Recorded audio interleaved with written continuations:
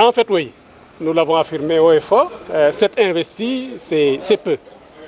C'est peu, mais mis dans le contexte et la façon dont les choses sont produites, quand même, bon, c'est difficile, c'est absolument difficile, mais le Benno Bokk Yakaar, quand même, le Benno Siggil Sénégal, j'allais dire, mérite en réalité plus que ça.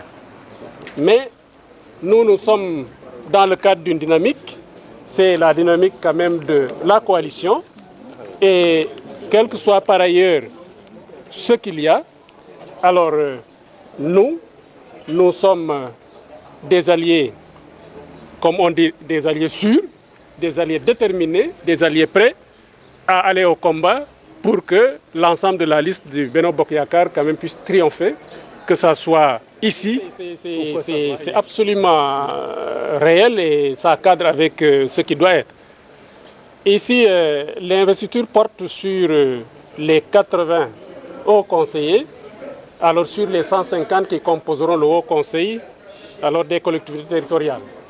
Donc, puisque la loi dispose que les 80 seront élus et les 70 seront choisis ou cooptés, quel que soit le terme, par le président de la République, alors donc c'est une occasion aussi pour signaler que, ce faisant, alors le Benno Siggil Sénégal est en droit d'en attendre encore un renfort de la part du président de la République, comme certainement toutes les composantes de la coalition quand même feront un appel du pied, pour employer justement l'expression que vous avez utilisée, alors en direction aussi du président de la République, qui aussi a un regard certainement très rationnel à l'endroit à chaque fois qu'il s'agit de choisir, en philosophie on dit choisir, c'est éliminer.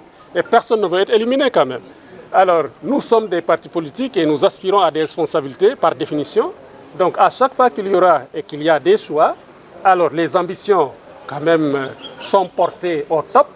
Et quand même, bon, c'est pas facile de gérer des situations comme ça. Alors c'est pourquoi alors on a fait référence à des difficultés qu'il y a eu dans les investitures, mais des difficultés surmontées. Pas seulement surmontables, mais effectivement surmontées, puisque la liste quand même a été publiée, mais ça, ce n'est pas sans quand même quelques grincements quelque part. On ne peut pas dire qu'on est satisfait, loin s'en faut, mais de toute façon, bon, on comprend. Effectivement, c'est un signe quand même très positif pour la coalition. Je ne veux pas vous renvoyer à un passé, mais c'est absolument important. Le Benno Bokk Yakaar était donné pour vivre 1 mois, 2 mois, 3 mois, et voilà maintenant qu'il a pu quand même traverser toute l'époque depuis la deuxième alternance jusqu'à maintenant. Alors c'est heureux qu'en ce moment crucial aussi, que le Benno Bokk Yakaar puisse s'ajuster et puisse quand même, quel que soit le prix payé, alors constituer des listes communes partout au Sénégal. Partout au Sénégal, je dis bien, particulièrement ici à Dakar.